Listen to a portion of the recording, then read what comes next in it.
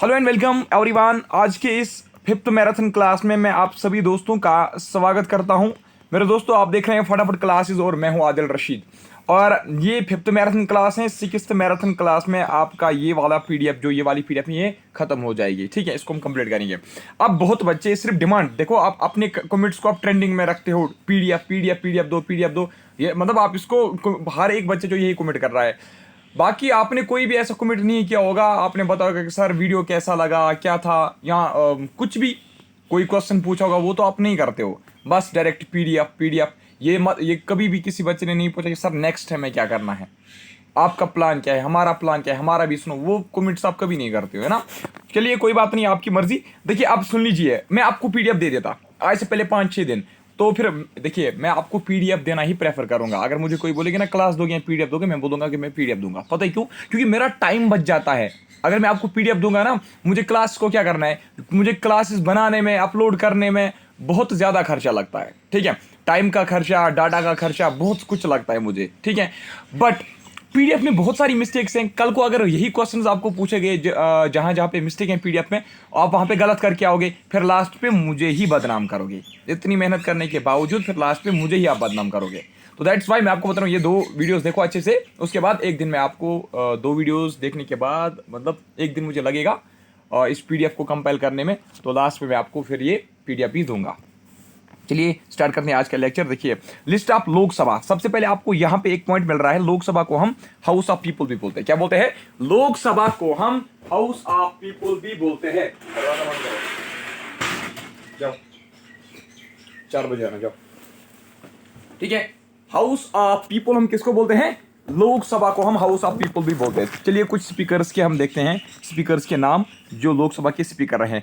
अगर आपसे कोई पूछेगा, ये बताइए मेरे दोस्तों, फर्स्ट स्पीकर जो लोकसभा का था, फर्स्ट स्पीकर जो लोकसभा का था, उसका नाम क्या था? उसका नाम था गणेश वसुदेव मावलंकर, यानी कि जीवी मावलंकर। आप याद रखना, ठीक है। जीवी Mavalankar was first speaker of Lok Sabha. तो याद रख लीजिएगा 1952 में ये बना था। इतना ही याद रखना, 1952 में बना था, वो फिर आपको पता ही है। ठीक है, 1952 आप याद रखना। चलिए आप देख लीजिए, अगर आपसे कोई पूछेगा सेकंड कौन है, फर्स्ट सेकंड में याद रखना है बस। सेकंड कौन था? सेकंड था एम ए अयंगर। कौन? एम ए अयंगर जो है, he was second speaker of Lok Sabha. ठीक है, अब अगर आपसे कोई पूछेगा who was first deputy speaker, who was first deputy speaker of Lok Sabha, तो वो भी एम ए अयंगर ही थे। याद रखना है, ठीक है। चलिए नेक्स्ट हम देखते हैं, जो नीलम संजीवा रेड्डी था। ठीक है, एनएस रेड्डी जिसको हम बोलते हैं, एनएस रेड्डी। जो नीलम संजीवा रेड्डी जी जो थे, वो क्या थे? वो भी हमारे स्पीकर थे लोकसभा के।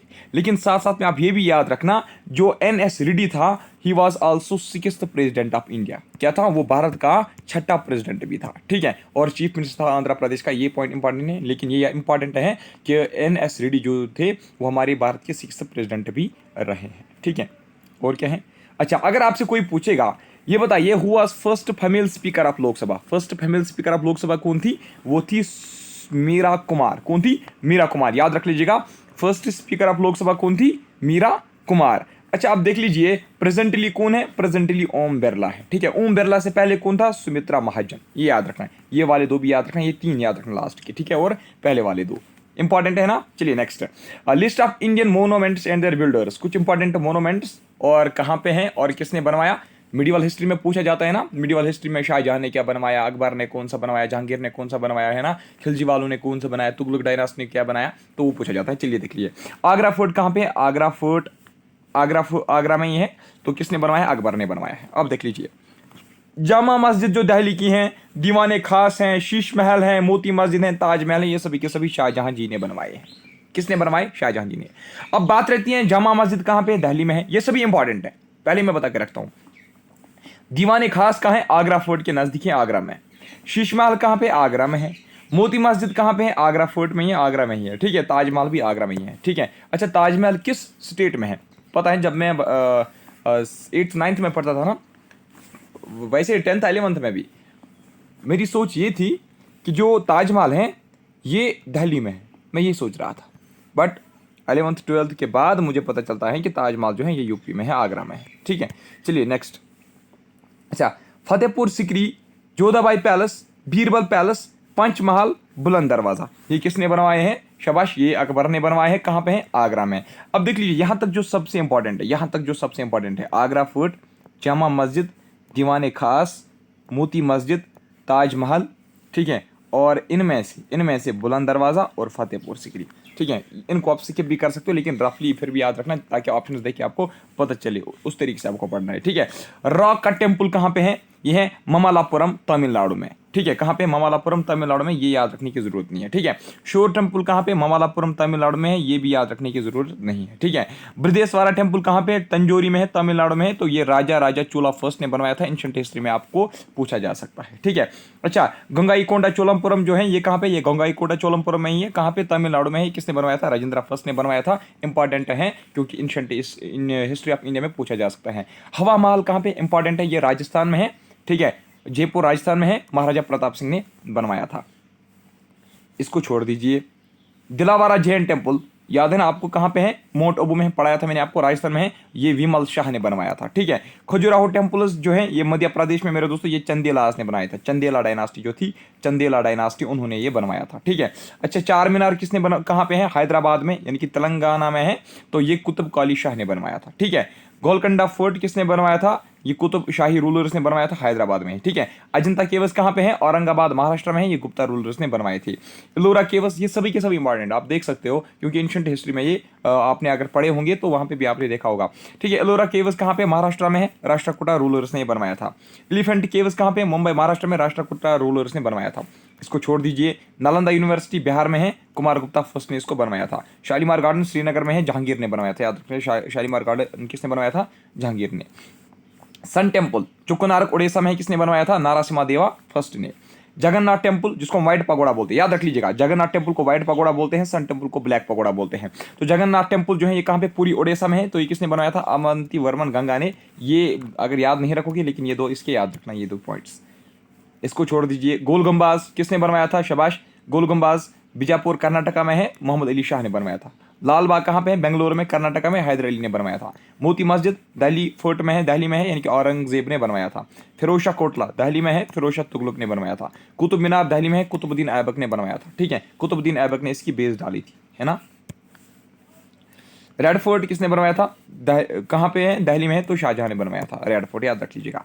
नेक्स्ट है अब list of Indian reverse and their place of origin, और किसमें फॉल होते हैं भी हम देखेंगे। तो रिवर्स ऑफ इंडिया का मतलब ये मैं कहूँगा समरी है। तो गंगा रिवर जो है गंगोत्री ग्लेशियर से ऑरिजिनेट होता है, गंगोत्री से, और उत्तराखंड में ऑरिजिनेट होता है, और लास्ट में बे ऑफ बंगाल में अपना पानी डालता है। सतलज रक्षा स्थल तिब्बत से ऑरिजिनेट होता है, चनाब में फॉल होता है।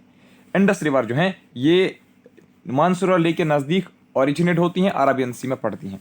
झेलम वेरीनाग स्प्रिंग अनंतनाग से ऑरिजिनेट होती हैं, चनाब में पड़ती हैं। यमुना यमुनोत्री ग्लेशियर उत्तराखंड से ऑरिजिनेट होती हैं, गंगा में पड़ती हैं। नर्मदा की अगर हम बात करेंगे तो ये माइकाल हिल्स अमरकांतक मध्य प्रदेश से ऑरिजिनेट होते हैं, गफ ऑफ खम्बत में पड़ती हैं। तप्ती जो है ये सतपुर रेंज बितुल मध्य प्रदेश से ऑरिजिनेट होती हैं, गफ ऑफ खम्बत में पड़ती हैं। महानदी नागरी टावन छत्तीसगढ़ से ऑरिजिनेट होती हैं, बे ऑफ बंगाल में पड़ती हैं। ब्रह्मपुत्र चम्योंगदोंग ग्लेशियर से तिब्बत से ऑरिजिनेट होती है और बे ऑफ बंगाल में पड़ती हैं। सतलज माउंट कैलाश तिब्बत से ऑरिजिनेट होती है और चनाब में पड़ती हैं, ठीक है। ब्यास रोहतंग पास हिमाचल प्रदेश से ऑरिजिनेट होती है और सतलज में पड़ती हैं। गोदावरी ये इंपॉर्टेंट है, ये जेकेपीएससी में पूछा गया था। गोदावरी नासिक डिस्ट्रिक्ट में है और महाराष्ट्र में, बे ऑफ बंगाल में पड़ती हैं। कृष्णा महाबलेश्वर महाराष्ट्र से ऑरिजिनेट, बे ऑफ बंगाल में पड़ती हैं। कावेरी ब्रह्मगिरी हिल्स कूरग कर्नाटका से ऑरिजिनेट होती हैं और बे ऑफ बंगाल में पड़ती हैं। साबरमती लेक कहाँ से ऑरिजिनेट होती हैं? सॉरी, साबरमती रिवर उदयपुर से, अरावली हिल्स ऑफ राजस्थान से, अरबियन सी में पड़ती हैं। रवि छंबा से और चनाब में पड़ती है। तुंगभद्रा कुडली कृष्णा रिवर में पड़ती हैं। पिनर नंदनी हिल्स कर्नाटका से ऑरिजिनेट होती हैं, बे ऑफ बंगाल में पड़ती हैं। लूनी पुष्कार अरावली हिल्स ऑफ राजस्थान से ऑरिजिनेट होती हैं, रन ऑफ कच्छ में फॉल होती हैं। चंबल कहाँ से ऑरिजिनेट होती हैं? जनापाव इंडोर विंध्यास विंध्यन रेंज से, है ना, विंध्यन रेंज से ऑरिजिनेट होती है और यमुना में पड़ती है, ठीक है। नेक्स्ट है अब list of dams in India. अगर हम सरदार सरोवर डैम की बात करेंगे, सरदार सरोवर डैम तो वो कहाँ, वो किस रिवर के ऊपर है? वो नर्मदा रिवर के ऊपर है। किस कहाँ पे है? गुजरात में। इसको छोड़ दीजिए। रंजीत सागर डैम कहाँ पे है? रवि रिवर के ऊपर है, पंजाब में है, ठीक है। कोटेश्वर को भी छोड़ दीजिए। गांधी सागर डैम कहाँ पे है? चंबल रिवर के ऊपर है, मध्य प्रदेश में।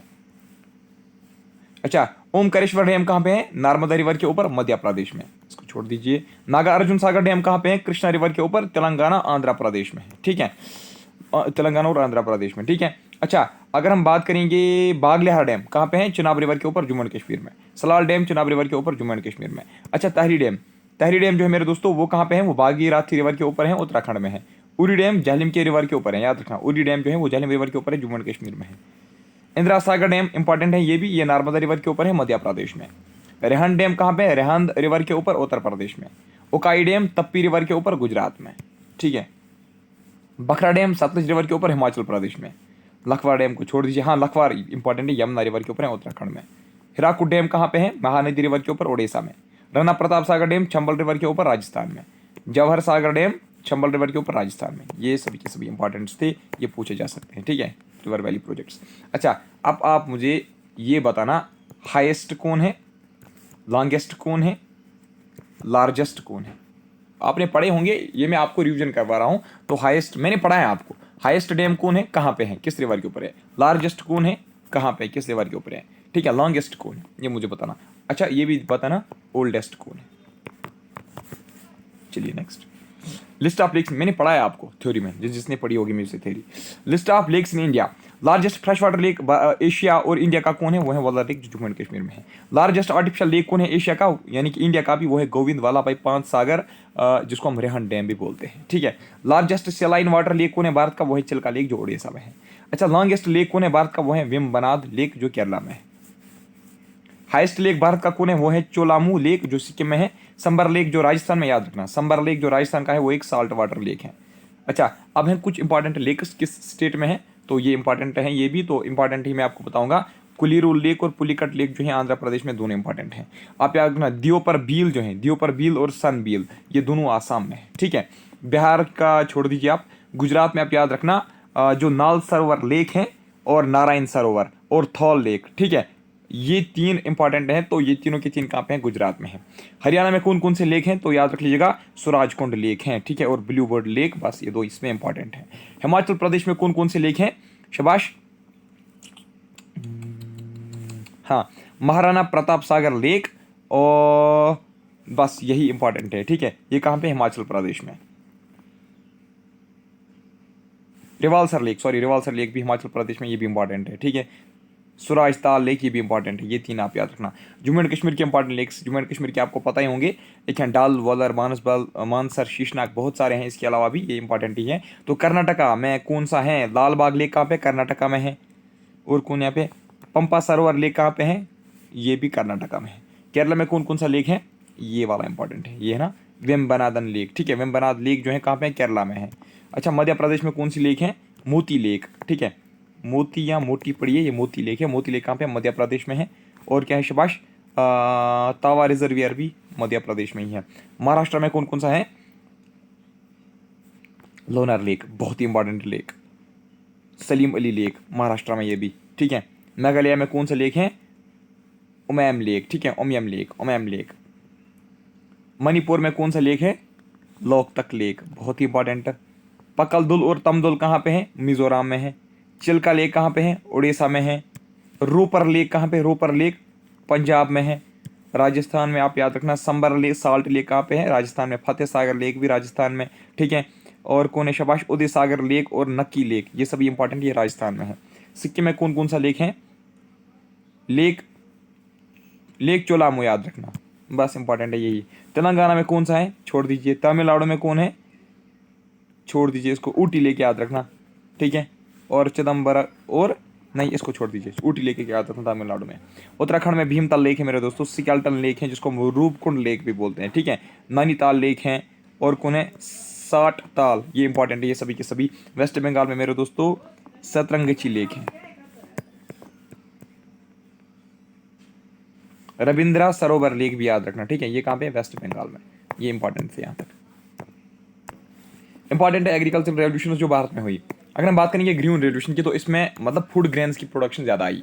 वाइट रेवोल्यूशन किसके साथ एसोसिएटेड है, मिल्क प्रोडक्शन के साथ, यानी कि इसमें मिल्क प्रोडक्शन बहुत ज़्यादा आई थी इस रेवोल्यूशन के दौरान। राउंड रेवोल्यूशन पोटैटो रेवोल्यूशन को हम बोलते हैं, जिस वक्त मतलब पोटैटो की पैदावार ज़्यादा आई थी। रेड रेवोल्यूशन मीट प्रोडक्शन और टोमेटो प्रोडक्शन को हम मतलब red revolution is associated with meat production and tomato production.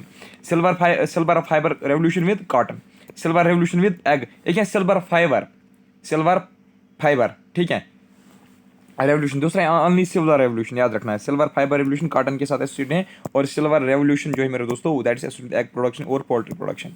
अच्छा, evergreen revolution overall production of agriculture production of agriculture.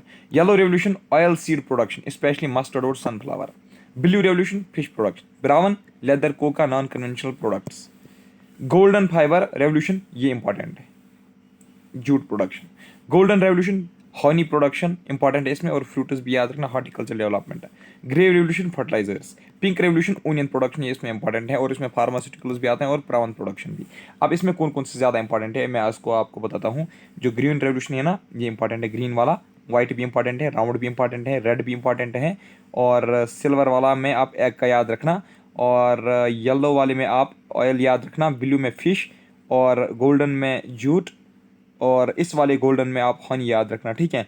Pink वाले में आप ओनियन याद रखना।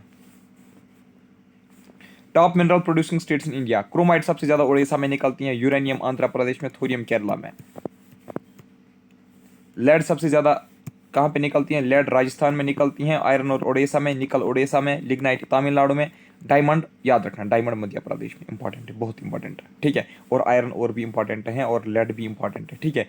राजस्थान में ऊपर मत कोई गया, इंपॉर्टेंट, ठीक है। तो यूरेनियम इसमें से इंपॉर्टेंट है, ठीक है, आंध्र प्रदेश में निकलती है यूरेनियम।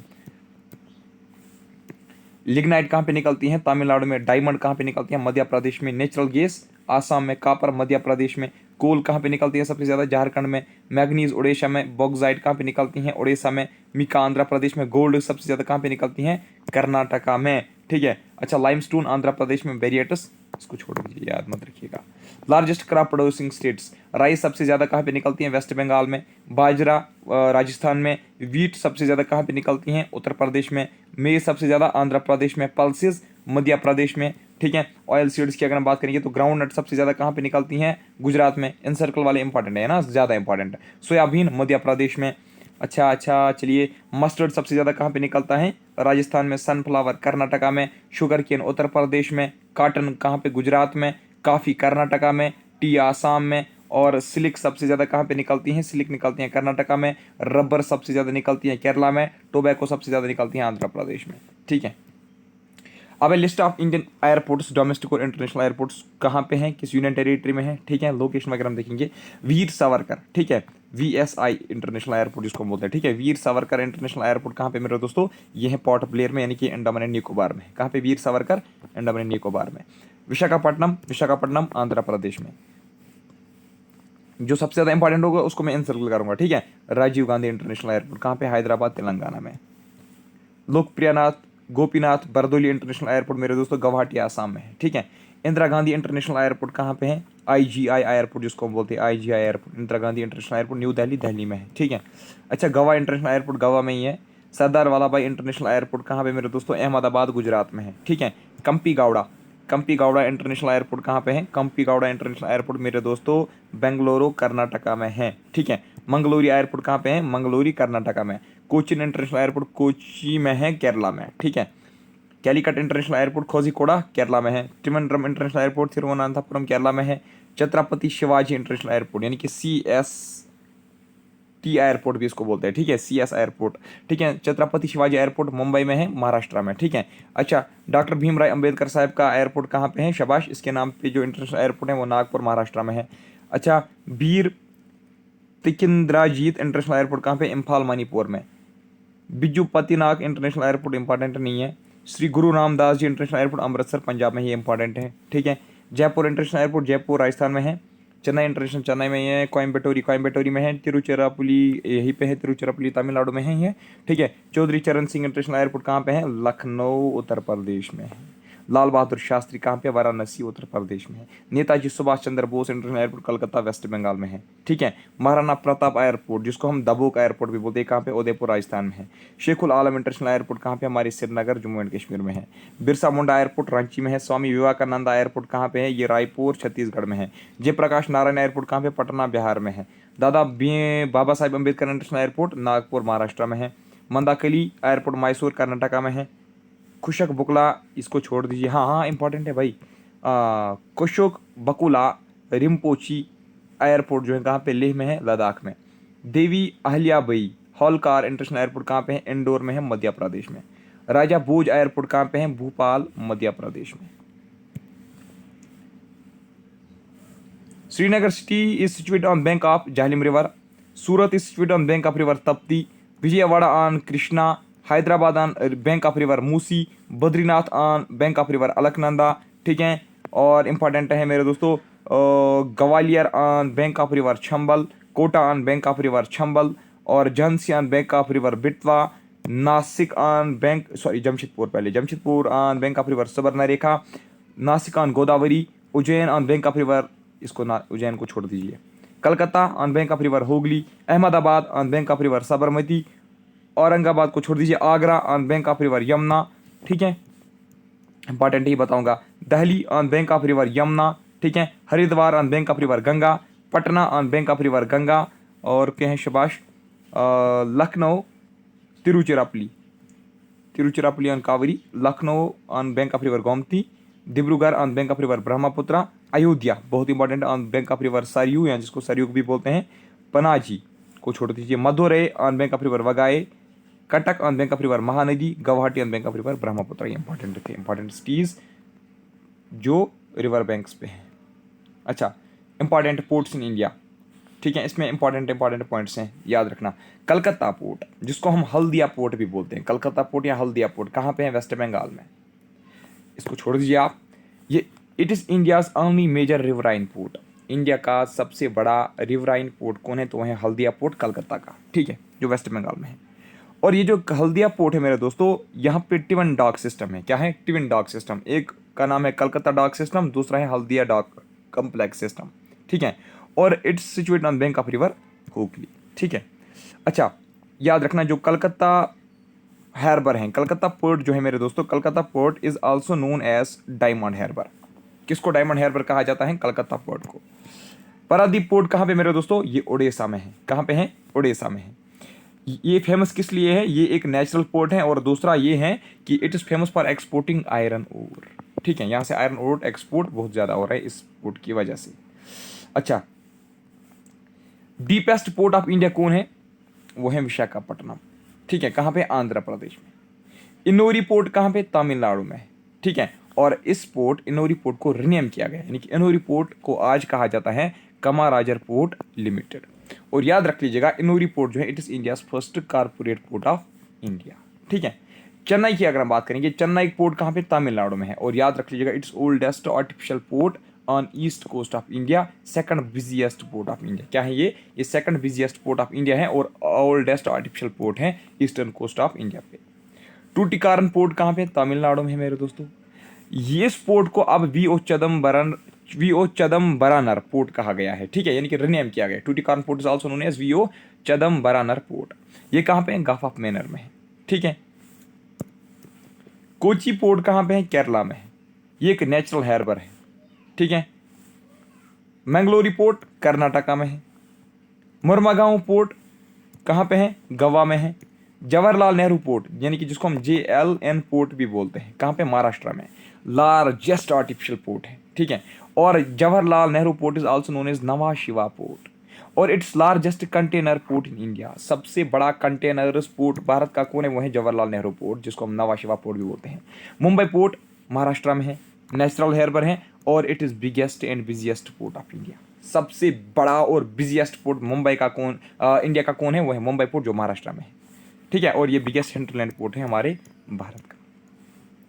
कंदला पोर्ट, इसको टाइडल पोर्ट भी कहा जाता है, और ये गल्फ ऑफ कच्छ में है।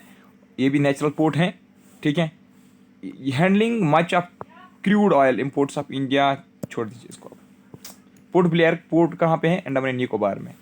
13th and youngest major port of India. ठीक है, ये 13th और यंगेस्ट, याद रखना, ये 13th और यंगेस्ट मेजर पोर्ट है भारत का। अब है कुछ इंपॉर्टेंट पासेस जो भारत के हैं। जोजिला पास श्रीनगर और लेह को कनेक्ट करता है, जम्मू एंड कश्मीर में है। अब हम कहेंगे ये यूटी लद्दाख में है। ठीक है, यूटी लद्दाख। वैसे JNK और लद्दाख के बीच में है, तो यूटी लद्दाख भी सही रहेगा, JNK भी सही रहेगा। मोस्ट अप्रोप्रिएट आंसर इसका लद्दाख है। बारालाचा पास मंडी टू लेह को कनेक्ट करता है, हिमाचल प्रदेश में। शिपकिला पास हिमाचल प्रदेश में है। ठीक है, यहाँ पे आपको जोजिला का याद रखना है, किसको कनेक्ट करता है। बारालाचा का भी याद रखना है, इसको याद नहीं रखो चलेगा।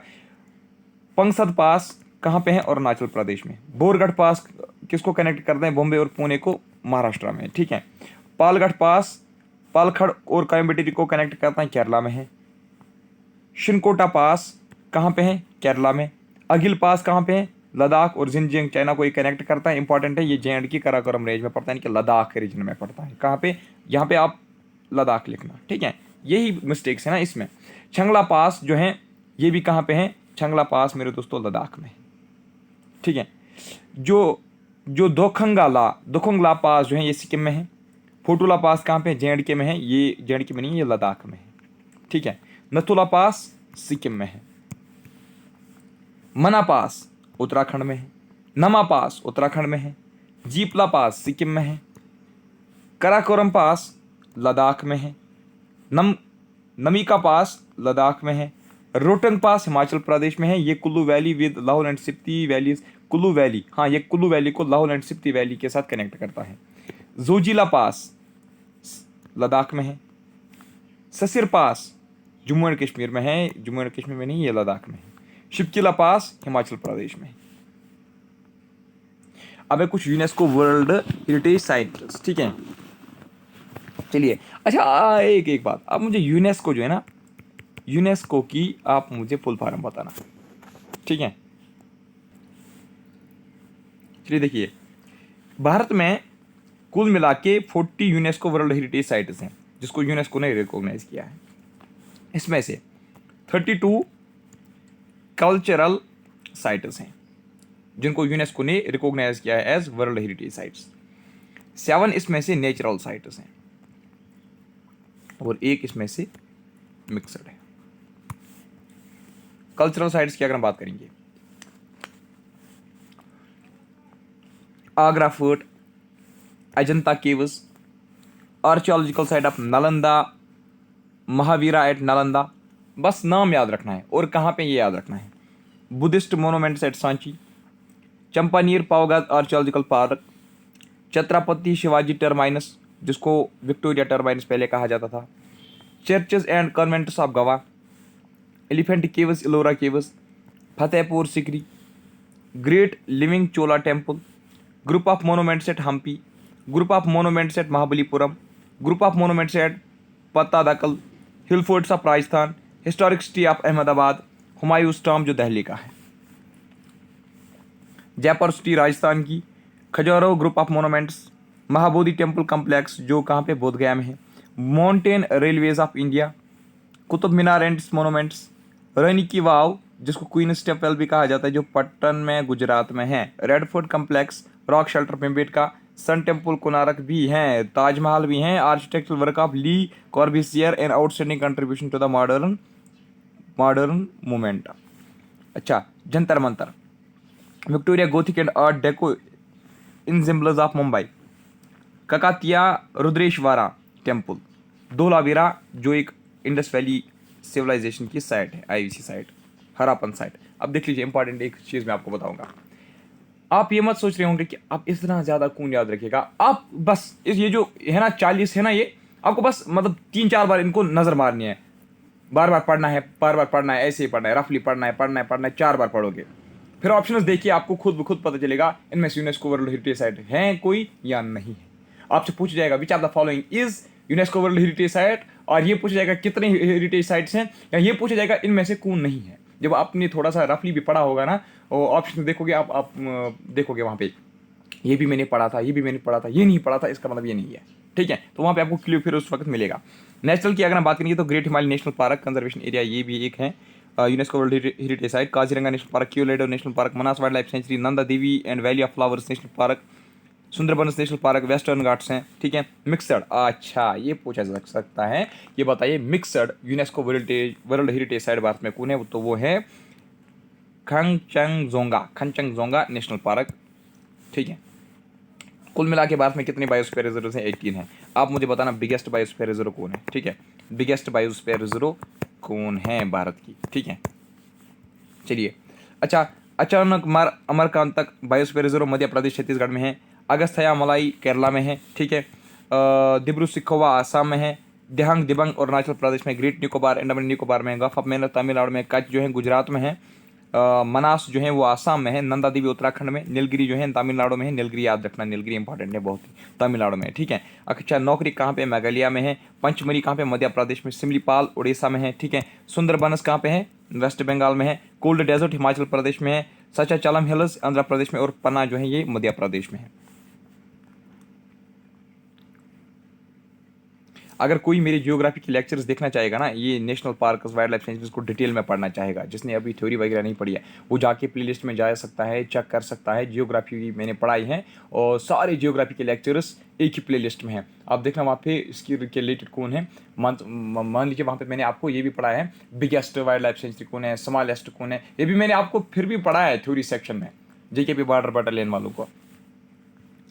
अब देख लीजिए major states in world, major states in world.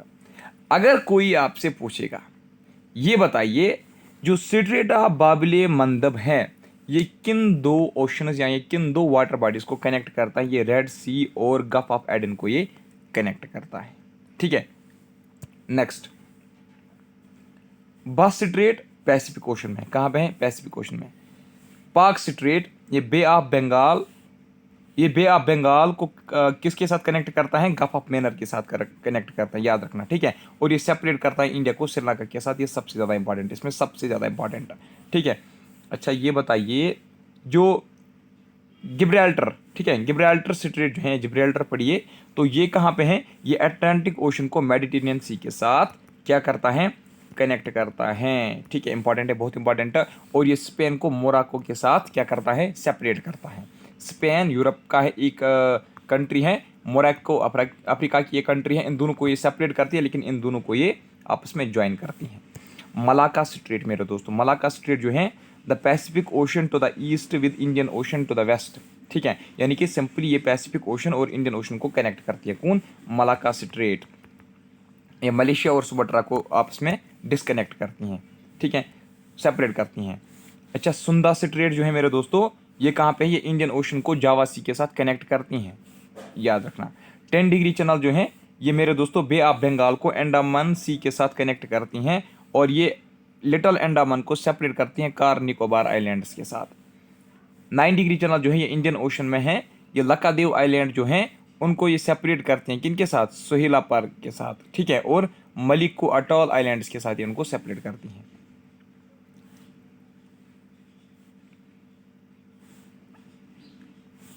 दो इसमें इंपॉर्टेंट और हैं, एक ये है नॉर्थ चैनल जो है मेरे दोस्तों, ये इसी को अटलांटिक ओशन के साथ कनेक्ट करता है, ये आयरलैंड और इंग्लैंड को आपस में सेपरेट करती हैं।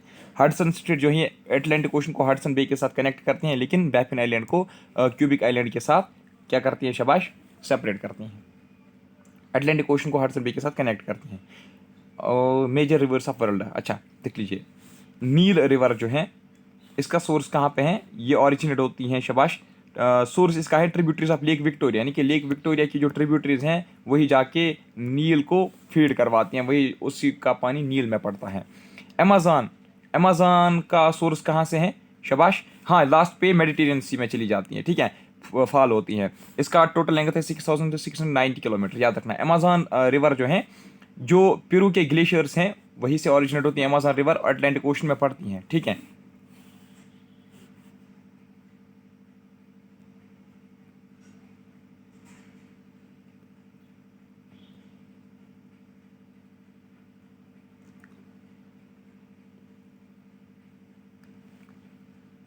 इस टॉपिक को आप छोड़ दीजिए, बिल्कुल ये पढ़ना ही नहीं है। International border lines in the world important है। रेड क्लिफ लाइन जो है ये बॉर्डर लाइन है इंडिया और पाकिस्तान के बीच में, और ये सर सिरिल रेड क्लिफ ने डाली थी, ठीक है, सर सिरिल रेड क्लिफ ने 1947 में ये मतलब डिमार्केट की थी रेड क्लिफ लाइन, ठीक है। किसके बीच में है? इंडिया और पाकिस्तान के बीच में। मैकमोहन लाइन इंडिया और चाइना के बीच में है। दुरन लाइन अफगानिस्तान और पाकिस्तान के बीच में है। ऑर्डर नेसी लाइन किसके बीच में है? जर्मनी और पोलैंड के बीच में है। 24th पैरेलल लाइन किसके बीच में है? Pakistan, this is the line Pakistan claims for demarcation purpose but India does not accept it. Pakistan कहते हैं कि ये हमारी लाइन है, लेकिन भारत कहती है कि भारत इसको एक्सेप्ट नहीं करती है, ठीक है, यानी कि ये भी इंडिया पाकिस्तान के बीच में है। मैगीनॉट लाइन ये फ्रांस और जर्मनी के बीच में है। LOC line of control India और पाकिस्तान के बीच में है, जम्मू एंड कश्मीर में पड़ती है LOC। सिगिफ्राइड लाइन किसके बीच में है? फ्रांस और जर्मनी के बीच में। 49th पैरेलल जिसको हम मेडिसन लाइन भी बोलते हैं, ये कनाडा और यूएसए के बीच में है। 38th पैरेलल ये नॉर्थ कोरिया और साउथ कोरिया के बीच में है, ठीक है। 17th पैरेलल ये नॉर्थ और साउथ वियतनाम के बीच में, यानी कि नॉर्थ वियतनाम और साउथ वियतनाम के बीच में। ब्लू लाइन इसराइल और लेबनियन के बीच में है। पर्पल लाइन इसराइल और सीरिया के बीच में है, इंपॉर्टेंट है ये।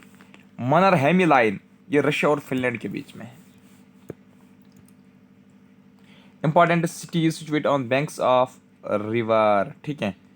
इसमें हम देखेंगे, वैसे ये इंपॉर्टेंट नहीं है, छोड़ दो इसको। हाँ है कुछ इंपॉर्टेंट। काबुल रिवर जो है, ये काबुल सिटी जो है ये अफगानिस्तान में है ना, ये काबुल रिवर के ऊपर ही सिचुएटेड है, ठीक है। अच्छा ऊपर से हम देख के आते हैं। कराची, कराची सिटी जो है मेरे दोस्तों, कराची सिटी ये पाकिस्तान में है, इंडस रिवर के ऊपर है ये, ठीक है, इंडस रिवर के बैंक पे है। लाहौर जो है ये पाकिस्तान की सिटी है, रवि रिवर के ऊपर है। लंदन इंग्लैंड में है, थेमस रिवर के ऊपर है, ठीक है। मॉस्को रशिया में है, ये मॉस्कवा रिवर के ऊपर है।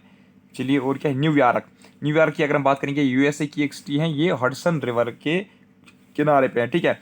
पेरिस की अगर हम बात करेंगे फ्रांस में है, ये सीन रिवर के ऊपर है। रोम इटली में है, ये टिबर रिवर के बैंक पे है। सिडनी जो है ऑस्ट्रेलिया में है मेरे दोस्तों, ये किस रिवर के बैंक पे है? डार्लिंग रिवर के बैंक पे, ठीक है। टोक्यो जापान में है, ये अराकावा रिवर के बैंक पे है। वाशिंगटन डीसी यूएसए में है, ये पोटोमैक रिवर के बैंक पे है। डिस्ट्रिक्टिव names of countries and towns of world, तो इसमें क्या है? अच्छा अगर आपसे कोई पूछेगा ब्रिटेन ऑफ साउथ किसको हम बोलते हैं? न्यूजीलैंड को।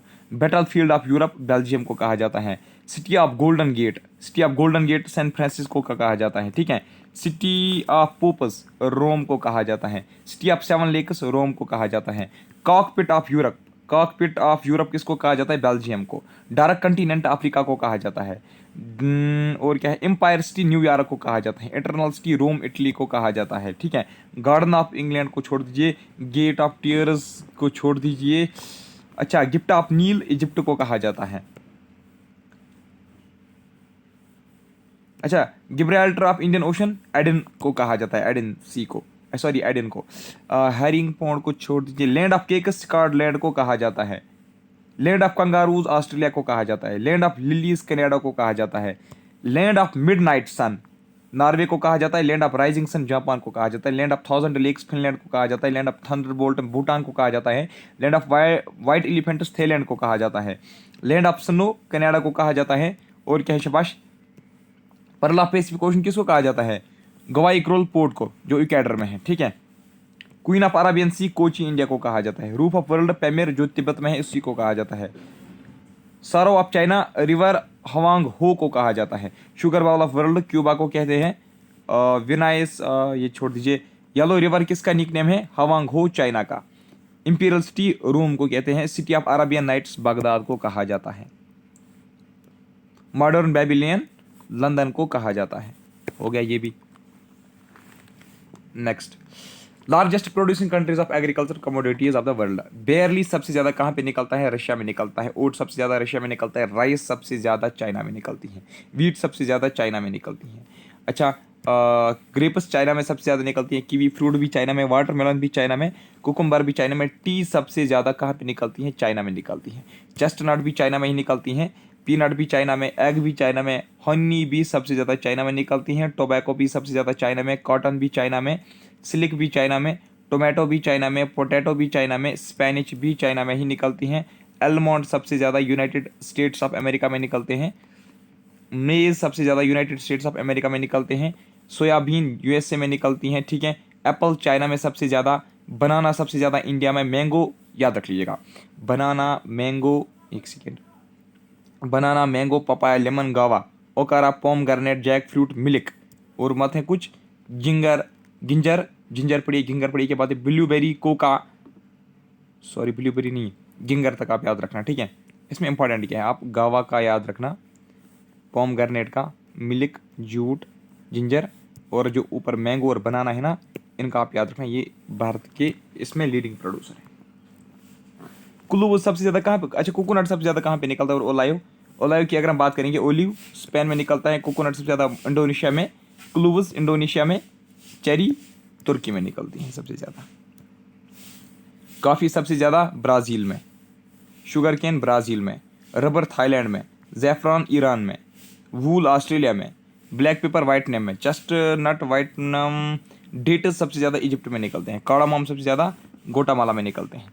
अच्छा, list of minerals and the leading producers countries. अच्छा, कोल सबसे ज़्यादा चाइना में निकलता है, सेकंड लार्जेस्ट प्रोड्यूसिंग कंट्री अगर हम देखेंगे तो वो इंडिया है। अल्मुनियम सबसे ज़्यादा चाइना में निकलती हैं, सेकंड नंबर पे रशिया आती है। गोल्ड सेकंड नंबर आपसे नहीं पूछ जाएगा, अलबत्ता कोल का आप याद रखना, ठीक है। भारत सेकंड लार्जेस्ट प्रोड्यूसिंग है कोल में वर्ल्ड में, ठीक है। गोल्ड सबसे ज़्यादा चाइना में निकलती है और ऑस्ट्रेलिया में उसके बाद, ठीक है। इसका भी ऑस्ट्रेलिया दूसरा नंबर याद रखना। आयरन ओर सबसे ज़्यादा चाइना में, चाइना के बाद ऑस्ट्रेलिया में। टिन सबसे ज़्यादा चाइना में, चाइना के बाद इंडोनेशिया में। जिंक सबसे ज़्यादा चाइना में निकलती हैं, उसके बाद ऑस्ट्रेलिया में। नेचुरल गैस और पेट्रोलियम यूएसए में, ठीक है। पेट्रोलियम का जो सेकंड नंबर आता है ना, वो सऊदी अरबिया होल्ड करता है सेकंड पोजीशन। डायमंड सबसे ज़्यादा रशिया में, ठीक है। बॉक्साइट सबसे ज़्यादा ऑस्ट्रेलिया में, उसके बाद चाइना में।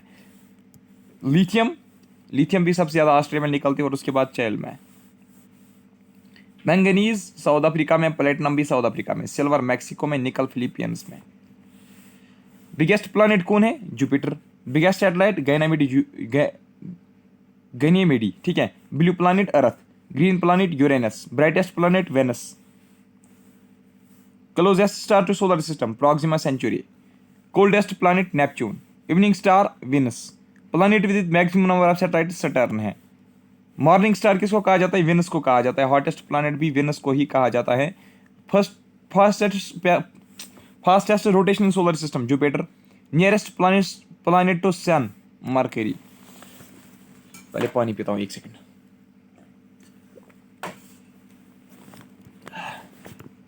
न्यूक्लियर पावर स्टेशन जो भारत में है, कायगा कहाँ पे है? कायगा न्यूक्लियर पावर स्टेशन कहाँ पे? कर्नाटका में। Kakrapar power station nuclear power station कहाँ पे? गुजरात में, ठीक है। ये दो इंपॉर्टेंट है ऊपर वाली, और ये वाला याद रखना, तारापुर महाराष्ट्र में। अब देख लीजिए सपोर्ट्स टर्मिनोलॉजीज। अब मैं आपके साथ ये पीडीएफ शेयर करूंगा ना, और मैंने आपके साथ एक प्लेलिस्ट शेयर किया मिशन सिलेक्शन ग्रुप में। मिशन सिलेक्शन जो हमारा व्हाट्सएप ग्रुप है, उसमें मैंने आपके साथ एक लिंक शेयर की यूट्यूब की। वो मेरे इसी यूट्यूब चैनल पे फटाफट क्लास पे ही है। तो 3 लेक्चर्स हैं वो सपोर्ट्स के रिलेटेड। तो वो सपोर्ट्स के 3 लेक्चर्स आप अगर देखोगे ना, तो ये इसमें आपको फिर सपोर्ट्स पढ़ने की ज़रूरत नहीं है। लेकिन फिर भी जब मैं आपको पीडीएफ दूंगा ना, तो आप सबसे ज़्यादा क्रिकेट का याद रखना, क्रिकेट की टर्मिनोलॉजीज, ठीक है। और आप फुटबॉल की सबसे ज़्यादा टर्मिनोलॉजी याद रखना, फुटबॉल की, ठीक है। फुटबॉल की, हॉकी की, और आप याद रखना बैडमिंटन की, और याद रखना आप वॉलीबॉल की, ठीक है। और याद रखना आप टेबल टेनिस की, टेबल टेनिस, एक सेकेंड, टेबल टेनिस मैं बता रहा हूँ इंपॉर्टेंट है, किस किस में आपसे पूछे जा सकते हैं। टेबल टेनिस, लॉन टेनिस, और आप याद रखना बस यही इंपॉर्टेंट है, और चेस, ठीक है। इस पे आप ज़्यादा फोकस करना, बाकी भी पढ़ना है लेकिन इस पे आप ज़्यादा फोकस करना, ठीक है। ज़्यादा बेस्ट रहेगा अगर आप सपोर्ट्स के एमसीक्यूज करोगे ना, तो उसी में से आपको फिर निकलते हैं क्वेश्चन। वैसे सपोर्ट्स में रिपीटिव क्वेश्चन हो जाते हैं। अच्छा, सब एथलेटिक्स जो है ये ट्रैक पे खेले जाते हैं। साइकिलिंग जिस प्ले ग्राउंड में खेला जाता है उसको हम बोलते हैं वेलोड्रोम। क्रिकेट पिच पे खेली जाती है ना, गल्फ कोर्स में खेला जाता है। टेबल टेनिस बोर्ड पे खेला जाता है। बेसबॉल डायमंड में खेला जाता है। स्विमिंग जो है वो पूल पे खेला जाता है, सॉरी पूल में मतलब स्विमिंग की जाती है ना। पोलो एरिना में खेला जाता है, मतलब पोलो जिस ग्राउंड में खेला जाता है ना, उस एरिया को हम कहते हैं एरिना। टेनिस बैडमिंटन जो है वो कोर्ट में खेला जाता है ना, कहते हैं ना हम tennis court, badminton court. Handball volleyball squash court में खेला जाता है। फुटबॉल फील्ड में खेला जाता है। हॉकी भी फील्ड में ही खेला जाता है। आइस हॉकी भी rink, curling rink, boxing ring, judo karate mat पे खेला जाता है। बास्केटबॉल कोर्ट में खेली जाती है। कबड्डी भी कोर्ट में ही खेली जाती है। बैडमिंटन में कितने प्लेयर्स खेल सकते हैं? सिंगल बैडमिंटन जो होता है उसमें एक प्लेयर होता है, डबल में 2 प्लेयर्स हो सकते हैं। बेसबॉल में 9 प्लेयर्स होते हैं। कितने? 9 बेसबॉल में, एक सेकेंड। बास्केटबॉल में 5, क्रिकेट में 11, चेस में 1 मतलब प्लेयर होता है। फुटबॉल सॉकर में 11 होते हैं, हॉकी में भी 11, कबड्डी में 7, खो खो में 9, वॉलीबॉल में 6, वाटर पोलो में कितने होते हैं? 7। नेट बॉल में 7, पोलो में 4, ब्रिज में 2, टेनिस में 1 भी हो सकते हैं, 2 भी हो सकते हैं। टेबल टेनिस पे भी 1 भी हो सकते हैं, 2 भी हो सकते हैं। रग्बी फुटबॉल में 15 होते हैं, कितने? 15 हाईएस्ट होते हैं शायद इसमें। सपोर्टर्स ट्रॉफीज, इसको भी मैं आपको नहीं पढ़ाऊंगा, लेकिन इतना याद रखना। देखिए, जो फॉर एग्जांपल यहाँ पे रणजी ट्रॉफी हैं, विजय हजारी ट्रॉफी हैं, ठीक है, या आगा खान कप हैं, और क्या है, शबाश, एशेस कप हैं, दुरंत कप हैं, Thomas cup, Australian open, Ryder cup, एक सेकंड और क्या है, वेलिंगटन ट्रॉफी, ठीक है। ये इसमें मतलब इंपॉर्टेंट है, ज़्यादा इंपॉर्टेंट, इन पे ध्यान देना आप अच्छे से। तो ये भी आप खुद पढ़ना, ठीक है। वैसे वो जो वीडियोस मैंने आपको शेयर किए ना, उसमें लिखा गया है, उसमें मैंने इंपॉर्टेंट बहुत सारे भी इसके अलावा भी बताए हैं, वो ज़रूर आपको देखने हैं। इसके बावजूद भी वो आपको देखने हैं, अगर आप PDF भी पढ़ोगे ना, वो फिर भी आपको देखने हैं। चलिए, स्टेडियम्स की अगर हम बात करेंगे, यहाँ पे मैं आपको इंपॉर्टेंट ही पढ़ाऊंगा। जो 3 वीडियोस आपके साथ मैंने शेयर किए, वो आपको देखने हैं। तो यहाँ पे मैं आपको इंपॉर्टेंट ही बताऊंगा। फिरोज शाह कोटला मैदान कहाँ पे? दिल्ली में है, ये क्रिकेट स्टेडियम है, ठीक है।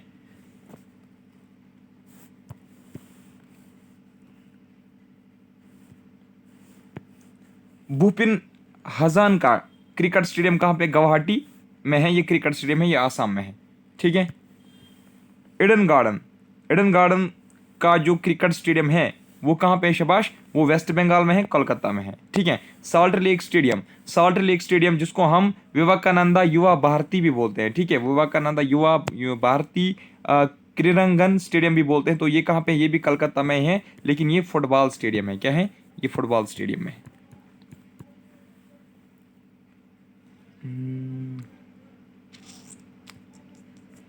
अच्छा, गुजरात में एक स्टेडियम है जिसको नरेंद्र मोदी स्टेडियम कहते हैं, उसको मोटीरा स्टेडियम भी कहते हैं, ये अहमदाबाद में है, ये क्रिकेट स्टेडियम है, ठीक है।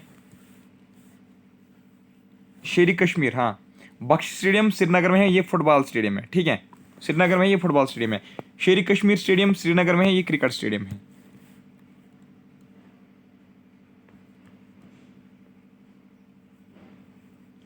एक सेकंड, देख रहा हूँ मैं।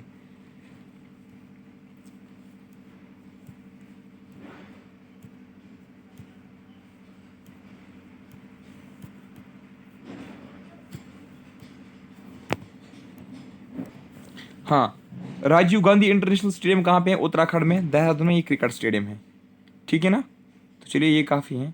ग्रीन पार्क स्टेडियम उत्तर प्रदेश में, ये क्रिकेट का स्टेडियम है। चलिए, आप देखते हैं list of countries and national games. Afghanistan की नेशनल गेम क्या है? बुजाकाशी, ठीक है। ऑस्ट्रेलिया का क्या है? ऑस्ट्रेलिया का नेशनल गेम वो है क्रिकेट। बांग्लादेश का कबड्डी, भूटान का आर्चरी, ब्राज़ील का फुटबॉल, चाइना का टेबल टेनिस, और इंग्लैंड का क्रिकेट, हंगारी का वाटर पोलो, इंडिया का फील्ड हॉकी। याद रखना, इंडिया का नेशनल गेम क्या है? हॉकी। इंडोनेशिया का बैडमिंटन, इसराइल का फुटबॉल, इटली का भी फुटबॉल, ईरान की रेसलिंग है, छोड़ दीजिए इसको, जापान भी छोड़ दीजिए, नेपाल की वॉलीबॉल है, ठीक है। पाकिस्तान की भी हॉकी है और भारत की भी हॉकी है, ठीक है। श्रीलंका की भी वॉलीबॉल है, स्कॉटलैंड की गल्फ है, USA का क्या है? USA का बेसबॉल है, ठीक है। बस काफ़ी है। चलिए, अब देख लीजिए कुछ लिटरेरी वर्कर्स के बारे में। कालिदासा ने क्या क्या लिखा है, इसमें से जो इंपॉर्टेंट है, तो मेघदूत आप याद रखना। मेघदूत किसने लिखी है? मेघदूत लिखी है कालिदासा ने, ठीक है। और अभिजन शकुंतलम किसने लिखी है? ये भी कालिदासा ने लिखी है। बस ये 2 इसमें इंपॉर्टेंट है, कालिदासा ने जो लिखी है। तो विशाख दत्ता का नहीं पूछा जाएगा, भाषा का भी नहीं पूछा जाएगा। शनाकया जिसको हम कौटिल्य भी बोलते हैं, इसने क्या लिखी है? इसने अर्थशास्त्र लिखी है। इंपॉर्टेंट इसलिए बता रहा हूँ, बस यही याद रखना आप भी, ठीक है। बना भट्टा ने क्या लिखी है? बना भट्टा ने कादम्बरी भी लिखी है और हरिश्चरिता भी लिखी है, ठीक है। इसमें सबसे ज़्यादा हरिश्चरिता जो है बना भट्टा की, ये इंपॉर्टेंट है, ये वाली बुक इसकी। कादम्बरी आप ऐसे ही रफली याद रखना, ठीक है। पनानी ने अष्टाध्यायी लिखी है, ठीक है। अष्टाध्यायी पनानी ने क्या लिखी है? अष्टाध्यायी। वेद व्यास ने महाभारत लिखी है, वाल्मीकि जी ने रामायण लिखी है, ठीक है। अच्छा, आर्यभट्ट ने क्या लिखा? आर्यभट्ट ने आर्यभट्टिया लिखी है। जो पंचन तंत्रा है ये किसने लिखी है? ये विष्णु शर्मा ने लिखी है। कल्हण ने राजतरंग ने लिखी है। और क्या है? शाबाश। अश्वघोषा ने बुद्ध चरित्र लिखी है। ये सभी सिक्स एनसीईआरटीज में ये जो है ना, ये लिटरेरी वर्क्स इनके एक एक करके आपको चैप्टर में दिखेंगे वहाँ पे। ये मेगास्थीनिस ने इंडिका लिखी है।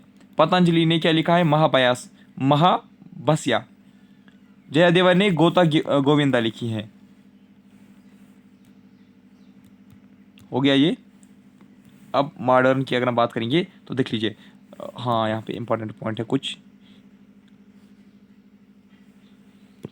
जो काशी प्रसाद घोष हैं, याद रख लीजिएगा, Kashi Prasad Ghosh is considered as first Indian poet जिसने इंग्लिश में काम किया। First Indian poet who worked in English, तो वो कौन था? वो था काशी प्रसाद घोष जिसने इंग्लिश में पोएट्री की। सवित्री ए लेजेंड एंड ए सिंबल, ये एक पोएम है, ये एक इपिक पोएम है। ये किसने लिखी है? ये अरबिंदो घोष ने लिखी है। ठीक है, अब देख लीजिए दादा भाई नौरोजी ने क्या लिखा है? Poverty and un British rule in India दादा भाई नौरोजी ने लिखी है, और पोवर्टी इन इंडिया भी इसने लिखी है। सर अरबिंदो घोष ने Savitri legend and a symbol ये इसने लिखी है, और लाइफ ऑफ डिवाइन भी याद रखना। ये दो इसके इंपॉर्टेंट है, ये दोनों याद रखना।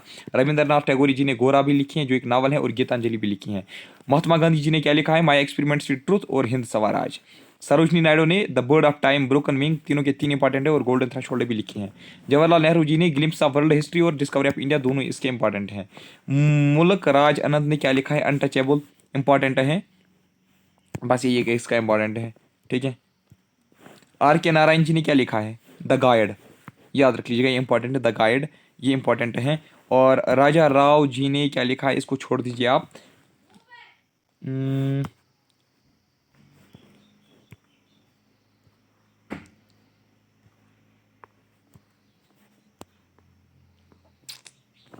ट्रेन टू पाकिस्तान किसने लिखी है? खुशवंत सिंह ने लिखी है। अरुंधति राय ने कौन कुछ लिखी है? God of small things, ministry of utmost happiness, ये भी इसी ने लिखी है, अरुंधति राय ने। अच्छा, सलमान रुश्दी ने कौन कुछ लिखी है? शाबाश। देखिए सलमान रशीदी ने क्या क्या लिखा है, इसने बहुत सारी लिखी है, लेकिन इसमें आप याद रखना 2 years 80 months and 28 days। ठीक है, और जो ये है ना, एक सेकंड कुछ ऊपर था, मिड नाइट्स चिल्ड्रन, ये इंपॉर्टेंट है इसकी। ए सूटेबल बाय किसने लिखी है? विक्रम सेठ ने लिखी है a suitable boy. An equal music भी विक्रम सेठ ने लिखी है। ए सूटेबल गर्ल भी इसी ने लिखी है, विक्रम सेठ ने। सुभाष चंद्र बोस जी ने क्या लिखा है? The Indian struggle. Unhappy India Lala Lajpat Rai ji ने लिखा है। What Congress and Gandhi have done to untouchables, ये भीमराव अंबेडकर साहब ने लिखी है। राजा राममोहन जी ने क्या लिखा है? परसिप्टस ऑफ जीसस। और autobiography of an unknown Indian, ये निराद सी चौधरी ने लिखी है। ठीक है, टू लिव और नॉट टू लिव, ये भी इसने लिखी है। बस काफी है ये वाले। अब है कुछ इंपॉर्टेंट इंटरनेशनल ऑर्गेनाइजेशंस और उनके हेडक्वार्टर्स। अगर हम यूनाइटेड नेशंस की बात करेंगे, कुछ लाइन्स मैंने आपको कल भी बताई थी, वो ही रिवाइज करूंगा फिर से मैं। 24 अक्टूबर 1945 को यूनाइटेड नेशंस ऑर्गेनाइजेशन बनी थी। इसका मकसद ये था कि हम इंटरनेशनल पीस और सिक्योरिटी जो है वो हम पूरे दुनिया में मेंटेन रखेंगे। तो ये कब बनी थी? ये वर्ल्ड वार सेकंड के बाद बनी थी, और इसका मकसद यही था कि जिस तरह से वर्ल्ड वार सेकंड हुआ, जो सिचुएशन हुई, तो कहीं ऐसी कोई घटना दोबारा ना हो जाए, कोई ऐसी वार सिचुएशन क्रिएट ना हो जाए दोबारा, तो इसी मकसद के लिए ये बनाई गई थी। तो ये क्या है? शाबाश। इसका हेडक्वार्टर कहाँ पे? इसका हेडक्वार्टर न्यूयॉर्क सिटी में है। इसकी जो ऑफिशियल लैंग्वेज हैं, एक है Arabic, Chinese, English, French, Russian और स्पेनिश। ये इसकी ऑफिशियल लैंग्वेज है। अब अगर हम बात करेंगे यूनाइटेड नेशंस की, इसके 6 प्रिंसिपल ऑर्गन्स हैं। यूनाइटेड नेशंस जो हैं, इसमें कुल मिला के 6 बॉडीज हैं। कितनी हैं? शाबाश। इसके साथ-साथ ये जो यूनाइटेड नेशंस है ना, ये 6, इसमें 6 प्रिंसिपल ऑर्गन्स हैं। कितने हैं? इसके 6 प्रिंसिपल ऑर्गन्स हैं। याद रख लीजिएगा, यानी कि 6 प्रिंसिपल ऑर्गन्स मिलके यूनाइटेड नेशंस बनाती हैं। एक है general assembly, security council, economic and social council, trusteeship council, international court of justice and UN secretariat. ये इसके क्या है शाबाश, ये इसके 6 प्रिंसिपल ऑर्गन्स हैं। ये सभी के सभी प्रिंसिपल ऑर्गन जो हैं इनको 1945 में बनाया गया था। अगर हम जनरल असेंबली की बात करेंगे मेरे दोस्तों, जनरल असेंबली का काम क्या होता है? ये पॉलिसी मेकिंग एक ऑर्गन है, ठीक है? ये पॉलिसी मेकिंग और रिप्रेजेंटेटिव ऑर्गन होता है यूनाइटेड नेशंस का। और ये सिर्फ वाहिद ऐसी बॉडी है, जनरल असेंबली ही ऐसी एक बॉडी है जिसमें तमाम रिप्रेजेंटेटिव्स होते हैं तमाम मेंबर कंट्रीज के, यानी कि जितने भी मेंबर्स होंगे यूनाइटेड नेशंस के, उनके सभी रिप्रेजेंटेटिव्स कहाँ पे होते हैं? जनरल असेंबली में, ठीक है? और हर एक कंट्री से एक मेंबर आता है, ठीक है? सॉरी, हर एक कंट्री से जितने भी मतलब यहाँ पे जो लाइन है इसका मतलब मानिए मैंने गलत बताया था, बाकी ठीक बताया। Each member country has 1 vote, यानी कि जितने भी मेंबर्स इस जनरल असेंबली में होंगे, जितने भी मेंबर्स इस यूनाइटेड नेशंस के होंगे, हर एक कंट्री को एक-एक वोट दिया जाता है, ठीक है? यानी कि हर एक कंट्री 1 वोट कास्ट कर सकती है। सिक्योरिटी काउंसिल की अगर हम बात करेंगे तो इसका रिस्पांसिबिलिटी क्या है, इसका काम क्या है? ये इसका काम है to maintain international peace and security. International peace और सिक्योरिटी को मेंटेन करने के लिए ये किसका काम है? ये किसकी रिस्पांसिबिलिटी है? सिक्योरिटी काउंसिल की। सिक्योरिटी काउंसिल में 15 मेंबर होते हैं। कितने होते हैं? 15 मेंबर होते हैं। इसमें 5 परमानेंट मेंबर होते हैं और 10 मेंबर ऐसे होते हैं जिनको 2 साल के लिए बनाया जाता है। 5 इसमें परमानेंट हैं और 10 मेंबर ऐसे हैं जिनको 2-2 सालों के लिए बनाया जाता है, जिनकी टर्म 2 ईयर होती है। लेकिन बाकी 10 परमानेंट हैं। वो जो वो जो सॉरी 10 नहीं, 10 इसमें नॉन परमानेंट मेंबर्स हैं, उनको 2-2 साल के लिए बनाया जाता है, 5 इसमें परमानेंट मेंबर्स हैं, सॉरी, ठीक है, 5 परमानेंट मेंबर्स हैं, 10 जो हैं उनको वो नॉन परमानेंट मेंबर्स हैं, उनको 2-2 साल के लिए बनाया जाता है, 2 ईयर टर्म के लिए बनाया जाता है। जो 5 परमानेंट मेंबर्स हैं, ये पूछा जा सकता है आपको कि 5 परमानेंट मेंबर्स यूनाइटेड नेशंस में कौन है, यूएन सिक्योरिटी काउंसिल में कौन है? एक है China, France, Russia, UK, USA, ठीक है? China, France, Russia, UK, USA, UK का मतलब इंग्लैंड यानी कि ब्रिटेन। जो नॉन परमानेंट मेंबर्स हैं उनको 2 साल के लिए बनाया जाता है। इंटरनेशनल कोर्ट ऑफ जस्टिस की अगर हम बात करेंगे, इंटरनेशनल कोर्ट ऑफ जस्टिस मेरे दोस्तों, इंटरनेशनल कोर्ट ऑफ जस्टिस एक प्रिंसिपल जुडिशियल ऑर्गन है, ठीक है? अगर आपसे कोई पूछेगा which is judicial organ of United Nations तो वो कौन है? वो है इंटरनेशनल कोर्ट ऑफ जस्टिस जिसको हम आईसीजे भी बोलते हैं। इसका हेडक्वार्टर कहाँ पे मेरे दोस्तों? इसका हेडक्वार्टर हैग्यू नीदरलैंड्स में, ठीक है? और इट इज़ द ओनली 6 हाँ, जो प्रिंसिपल ऑर्गन्स है ना, 6 प्रिंसिपल ऑर्गन्स जो मैंने आपको बताए, 6 प्रिंसिपल ऑर्गन्स, 6 प्रिंसिपल ऑर्गन्स जो है इन सभी ऑर्गन्स का हेडक्वार्टर कहाँ पे है? न्यूयॉर्क में है। लेकिन सिर्फ एक आईसीजे है, ICJ that's international court of justice. इसका हेडक्वार्टर कहाँ पे है? इसका हेडक्वार्टर हैग्यू नीदरलैंड्स में। बाकी जो 5 है ना, इसके 5 यानी कि 6 टोटल में इसके ऑर्गन्स हैं। 6 में से 5 का जो हेडक्वार्टर है, 5 ऑर्गन्स का हेडक्वार्टर कहाँ पे है? न्यूयॉर्क में है। लेकिन एक जो बचता है यहाँ पे आईसीजे, ठीक है? ICJ international court of justice उसका कहाँ पे है? नीदरलैंड में, ठीक है? अच्छा, और याद रख लीजिएगा इंटरनेशनल कोर्ट ऑफ जस्टिस में कितने जजेस होते हैं? 15 जजेस होते हैं। उनको 9 ईयर टर्म के लिए बनाया जाता है, यानी कि इनको 9 सालों के लिए 9 साल के बाद इनको चेंज किया जाता है। इनको कौन बनाता है? इंटरनेशनल कोर्ट ऑफ जस्टिस में जो जजेस होते हैं उनको कौन अपॉइंट करता है? जनरल असेंबली और security council. Economic and social council के कुल मिला के कितने मेंबर्स हैं? 54 मेंबर्स हैं, ठीक है? इनको हर साल बनाया जाता है। इनको कौन बनाती है? जनरल असेंबली इनको बनाती है 3 सालों के लिए। 3 सालों के लिए इनको बनाया जाता है।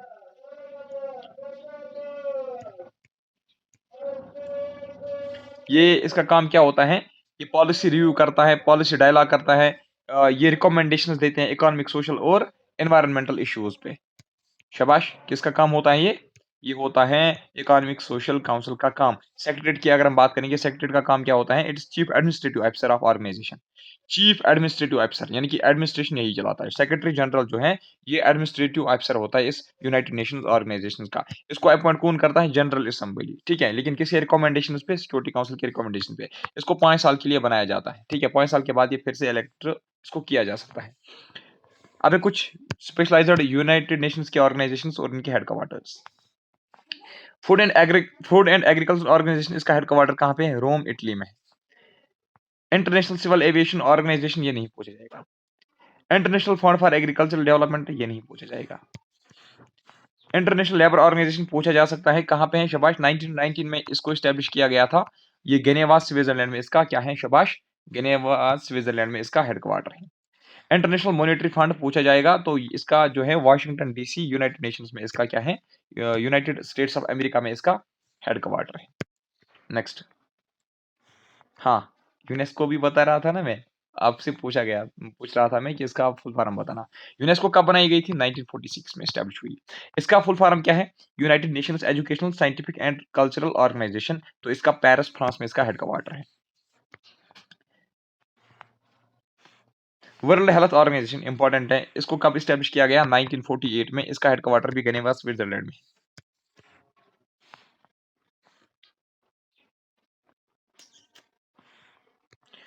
जो वर्ल्ड बैंक है, वर्ल्ड बैंक का वर्ल्ड बैंक जो है मेरे दोस्तों, इसका जो हेडक्वार्टर है वो है वाशिंगटन डीसी, यूनाइटेड स्टेट्स में। अब है कुछ अदर इंटरनेशनल ऑर्गेनाइजेशंस, ठीक है, जो मतलब इसके अंडर नहीं आती हैं, यूनाइटेड नेशंस के अंडर।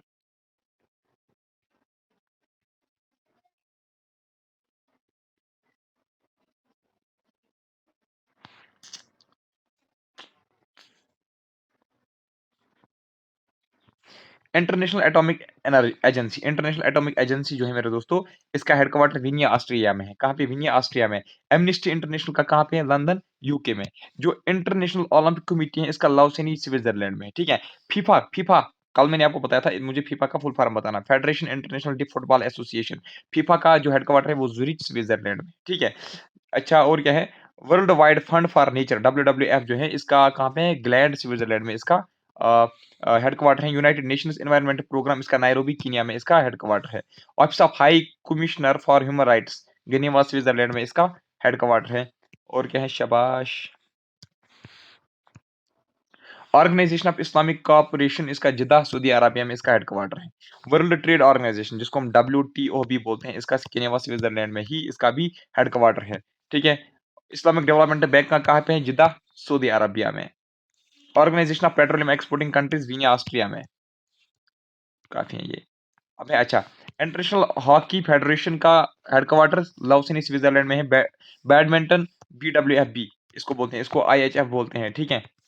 एब्रिविएशन आपको फिर याद रह सकती हैं। तो बैडमिंटन वर्ल्ड फेडरेशन का हेडक्वार्टर कुआलालंपुर मलेशिया में है। इंटरनेशनल टेनिस फेडरेशन का लंदन यूके में है। कॉमनवेल्थ गेम्स का लंदन यूके में है। इंटरनेशनल ओलंपिक कमेटी का लाओस स्विट्जरलैंड में है। ICC that is international cricket council का दुबई यूएई में है, ठीक है। अच्छा, बीसीसीआई की फुल फॉर्म मुझे बताना आप, ठीक है। ये मैंने आईसीसी की बताई, आप मुझे बीसीसीआई की फुल फॉर्म बताना। फीफा का कहाँ पे है? ज़ुरिच स्विट्जरलैंड में। वर्ल्ड चेस फेडरेशन का लाओस स्विट्जरलैंड में। एशियन फुटबॉल कॉन्फेडरेशन का कुआलालंपुर मलेशिया में है। इंटरनेशनल पैरा ओलंपिक का जो हेडक्वार्टर है वो कहाँ पे है? बोन, जर्मनी में।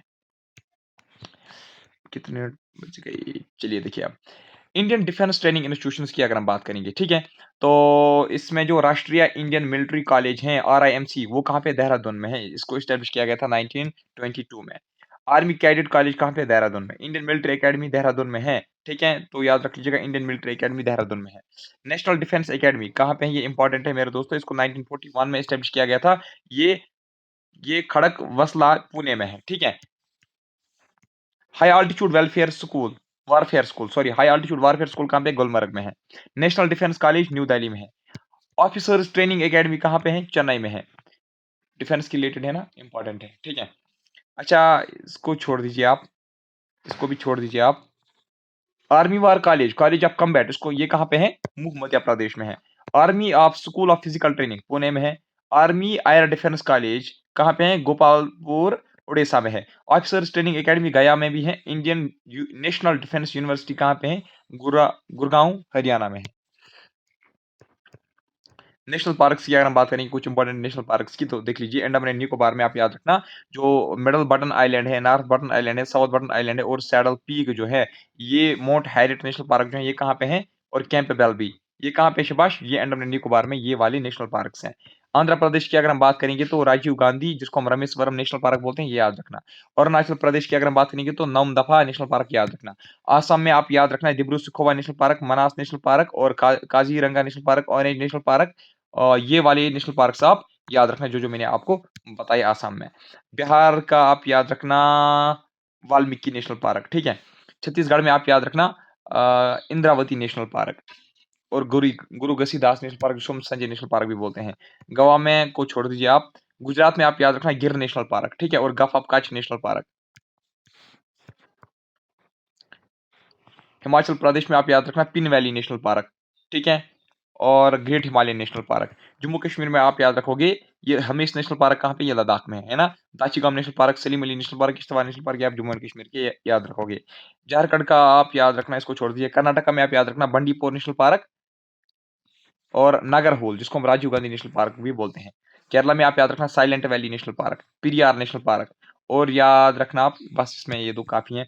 मध्य प्रदेश में आप याद रखना Panna national park, Kanha national park, Sanjay national park, Satpura Mahadev national park, Van Vihar national park, बस ये वाली इंपॉर्टेंट है इसमें, ठीक है। मध्य प्रदेश में आप क्या याद रखोगे? संजय गांधी नेशनल पार्क, जिसको हम बोरविली नेशनल पार्क भी बोलते हैं, ठीक है। मणिपुर में आप याद रखना केबुल लजमाऊ नेशनल पार्क, ठीक है। मेघालय में आप याद रखना नोक्रिक नेशनल पार्क, मिजोरम में आप याद रखना फवंग पूरी blue mountain national park, Nagaland में नतंकी नेशनल पार्क, ओडिसी में सिमलीपाल नेशनल पार्क, ठीक है। पंजाब में हराइक वेटलैंड, छोड़ दीजिए इसको आप। राजस्थान में आप याद रखना Ranthambore national park, desert national park, Keoladeo Ghana national park. Sikkim में आप याद रखना कंचनजोंगा नेशनल पार्क। तमिलनाडु में इंदिरा गांधी, जिसको हम अनामलाई नेशनल पार्क भी बोलते हैं, गफ of manner national park, Palani hills को छोड़ दीजिए आप। तेलंगाना में आप याद रखोगे, छोड़ो इसको भी। त्रिपुरा में clouded leopard national park, Tripura में, ठीक है। उत्तर प्रदेश में दुधवा नेशनल पार्क। उत्तराखंड में Jim Corbett national park, Gangotri national park और राजाजी नेशनल पार्क और valley of flowers national park और नंदा देवी नेशनल पार्क। ये उत्तराखंड के सभी नेशनल पार्क वैसे इंपॉर्टेंट है, जो जो बताएं वो याद रखना। वेस्ट बंगाल में Jaldapara national park, Sundarban national park और बक्सा नेशनल पार्क, ठीक है। तो आज की इस वीडियो में इतना ही पढ़ेंगे। मैं मिलूंगा आपसे नेक्स्ट वीडियो में, तब तक के लिए bye bye, take care, thank you very much. हाँ, सुन लीजिए, जो कंप्यूटर सेक्शन है ना, कंप्यूटर सेक्शन आप खुद अब पढ़ना, ठीक है? वो नोट्स मैंने आपके साथ शेयर किए। अब मैं आपको लगभग 1500 के आस-पास या 500 के आस-पास होंगे वो, मुझे लगता है 500 हैं शायद। को जितने भी एमसीक्यूज़ होंगे वो मैं आपके साथ डायरेक्टली शेयर करूँगा, क्योंकि नोट्स आपने ऑलरेडी पढ़े होंगे ना, जहाँ पे फिर आपको प्रॉब्लम आएगी मुझे बताना। बाकी जो इकोलॉजी का रहता है ना, इकोलॉजी में ट्राई करूँगा कुछ एमसीक्यूज़ करवाने की या लेक्चर 1-2 देने की। तो बाकी हम रिवीजन कंटिन्यू करेंगे। अब आपको बचता है करंट अफेयर, ठीक है? करंट अफेयर और जो जम्मू एंड कश्मीर का है ना, वो आप फिलहाल खुद पढ़ लीजिए। मैथ, इंग्लिश, रीजनिंग वो तो आपको पता ही है। मैं जनरल नॉलेज की बात कर रहा हूँ, करंट अफेयर और जेएंडके आप इसमें खुद फिलहाल पढ़ो। ठीक है? कंप्यूटर के नोट्स मैंने आपके साथ शेयर किए हैं। जेएंडके मैंने आपको पढ़ाया है, जो मैंने पढ़ा है वही आपको रिवाइज़ करना है और कुछ नहीं करना है। सिर्फ़ आपको टूरिस्ट डेस्टिनेशन वगैरह वो उस पे ध्यान देना है। जैसे कि मैंने आपको पहले ही बताया है, जब मैं लाइव आया था वहाँ पे मैंने आपको कुछ इंपॉर्टेंट टॉपिक्स बताए हैं। आई होप उस दिन आपने वो लिखे होंगे, तो वो आपको करने हैं बस। चलिए आज की इस वीडियो में इतना ही। मिलता हूँ आपसे नेक्स्ट वीडियो में, तब तक के लिए bye bye, take care, thank you very much.